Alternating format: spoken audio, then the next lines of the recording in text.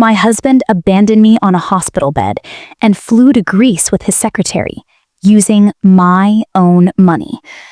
But days before the surgery that would change my body forever, a strange little girl in the hospital garden had already warned me. She said I would survive, and that justice was coming. At the time, I thought she was just a child with a wild imagination. But soon I realized she knew things no one could possibly know. Before we continue, please subscribe to the channel and write in the comments what time it is where you are now. My name is Claire Mitchell. I'm 33 years old, and until recently, I believed I was living a quiet, happy life in Seattle with my husband Daniel and our 3-year-old son, Noah. That illusion shattered the day I signed the surgery papers alone. Dr. Evans, my oncologist, looked at me over his glasses with that tired sympathy I had started to hate. "Claire," he said gently, "are you sure you don't want to wait for your husband before making this decision?" "No," I told him, trying to sound braver than I felt. "I'm doing this for myself, not for him." I had breast cancer, and the only way to live was to lose a part of myself. Daniel was supposed to be with me when I made that decision, but instead, his phone kept ringing to voicemail. Earlier that morning, I'd begged him, "Please come by before you leave for your flight. I can't talk about this over the phone." He sighed impatiently. "Claire, I'm flying to Chicago for a client deal. You know how important this is."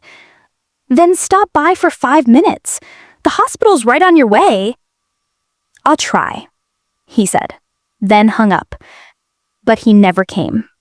That evening, I couldn't sit still.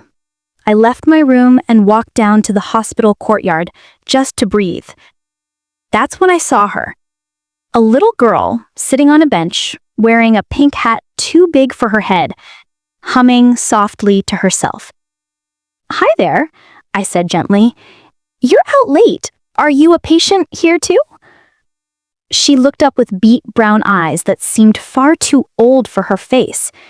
"Yes," she said softly, "but not for long." "What do you mean?" I asked. She smiled, a strange, knowing smile. "I'm leaving soon, but you will stay. You have to. You still have to see justice." "Justice?" I repeated, confused. She nodded. "For what your king did with the other queen." I froze. "What?" She whispered, like it was a secret. "The king of spades betrayed the queen of clubs." My stomach turned cold. "Sweetheart, what's your name?" "Ava. And don't be scared. I'm just telling you what the cards showed me." "The cards?"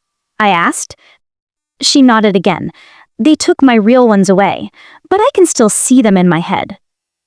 I didn't understand any of it until an hour later when I called home. "Maria," I said to our nanny, "did Daniel stop by before his flight?" "Yes, Mrs. Mitchell. He came for his passport with that woman, his secretary, Jenna. I think they mentioned something about Santorini. Beautiful weather this time of year." Santorini. Not Chicago. The phone almost slipped from my hand. I turned to look for Ava, to ask her what she had meant, but the bench was empty. The little girl was gone. That night, I made my decision. I would have the surgery. I would live. And when I was strong again, I'd make Daniel remember exactly who built the empire he was standing on. The next morning, I signed the hospital papers and called my company office. Daniel had always called himself the visionary, but the truth was, I'd sold my late father's apartment to give him his startup capital. I was the founder, the real owner, but everything was in his name because he said, "It looks better for investors." Now, sitting in my hospital gown with an IV in my arm, I told my manager calmly, "Fire Daniel Mitchell and his secretary, immediately." He hesitated. "Mrs. Mitchell, you already know?" "I do," I said, my voice icy. "And so will everyone else." That evening, I called Daniel again. He picked up with irritation. "Claire, why do you keep calling? I told you I'm in Chicago." I closed my eyes, keeping my tone calm. "That's funny, because the announcement behind you just said, 'Welcome to Santorini International Airport.'" There was silence. Then, click. He hung up. The day of my surgery, I prayed only for one thing. Not love, not forgiveness, just survival. And as the anesthesia pulled me into darkness, I saw Ava again. She was dressed in white, her small hands glowing. "When you meet a Robin, remember my words." When I woke up, the nurse told me I'd been under for 2 hours. The pain was sharp, but the relief was stronger. I had survived.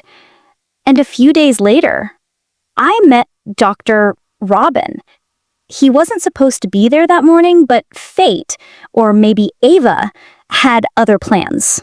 When I woke up after surgery, my body ached as if it had fought a war. Maybe it had, against betrayal, pain, and love that no longer existed. The nurse adjusting my IV smiled. "Good morning, Mrs. Mitchell. The operation was a success. Your doctor will check on you soon." But when she left, I wasn't thinking about my health. I was thinking about Daniel, the man who'd promised to love me in sickness and in health, while boarding a plane with his secretary to Santorini using my credit cards. 2 days later, the hospital accountant came into my room. "Mrs. Mitchell," he said carefully, "we're having some issues processing your insurance claim. It seems your husband canceled the joint policy last week." I almost laughed. Of course he did.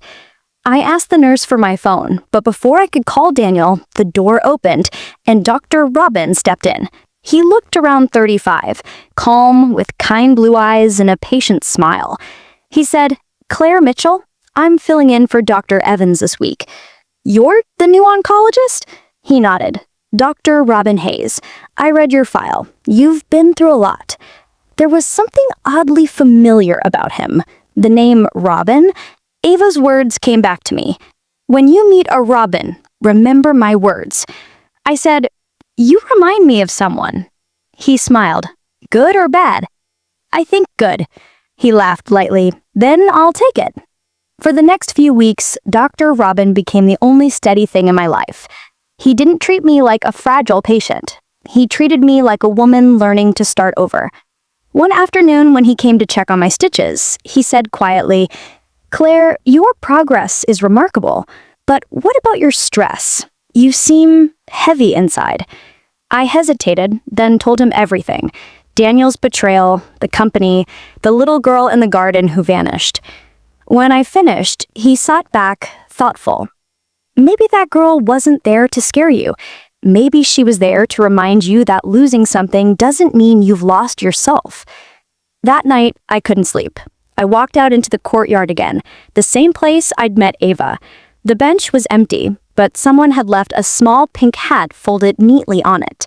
No one had seen who put it there. By the time I returned home, Daniel had already come back from Greece. He was sitting on the couch, tanned and confident, scrolling through his phone. When he saw me at the door, his smile flickered. "Claire, you're home?" "Surprised?" I asked, my voice steady. He stood up quickly, guilt flashing in his eyes.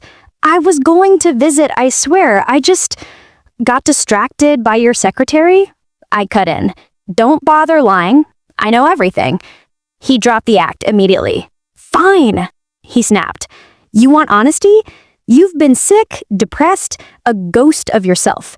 Jenna actually cares about me. You just dragged me down." I felt a calm fury rise inside me. "You're right. I've been weak, but not anymore." He laughed coldly. "And what are you going to do, Claire? Cry me into divorce court?" I smiled faintly. "No, I'm just going to stop funding you." He froze. "What?" "I withdrew every cent from the joint accounts this morning. The company investors have been informed that you're suspended pending investigation for financial misconduct." His voice cracked. "You can't do that. That's my company." I stepped closer. "It was never yours. It was mine. You just didn't read the fine print. The truth hit him like a wave, that the company paperwork had always been tied to my trust fund, my assets. When he finally spoke, his voice was hoarse. You ruined me. No, Daniel, I said softly.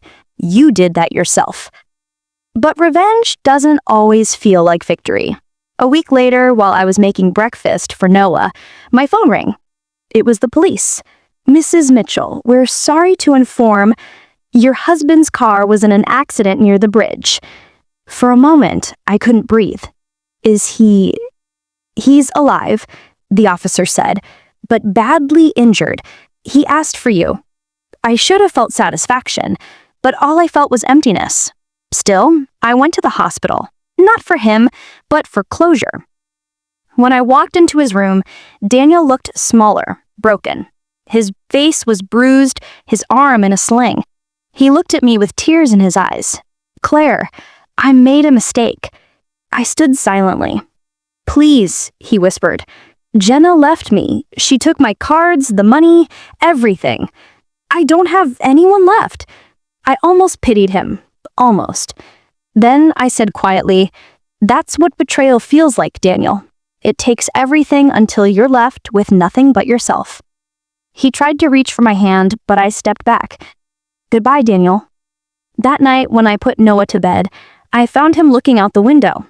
Mommy, he said softly, the girl with the pink hat was here. My heart stopped. What girl? She said to tell you thank you, and that you can smile now. I froze, staring at my son. What did she look like? He shrugged. She looked like a fairy. She said she's happy now. Tears blurred my vision. I went to the window, but there was nothing outside, only the quiet, moonlit garden. I whispered, thank you, Ava. 6 months later, I reopened the company under a new name, Phoenix Research, dedicated to women's health awareness. Dr. Robin joined as a medical advisor, and over time, something gentle grew between us. He never rushed me. He just stayed, steady, kind, real. One evening, as we watched Noah chase fireflies, Robin took my hand. You've come a long way, Claire. I smiled. Maybe I was reborn. He looked at me with warmth. The Queen of Clubs always wins in the end. I froze. What did you just say? He laughed softly. Oh, it's from an old card game my sister used to play. Why? I just smiled, my heart strangely light. No reason. But deep inside, I knew Ava's prophecy had come true. If you've ever been betrayed, remember, silence isn't weakness. It's the sound of a woman rebuilding her power. Don't forget to like, share, and subscribe for more stories like Claire's. Because sometimes revenge isn't loud. It's quiet, graceful, and unstoppable.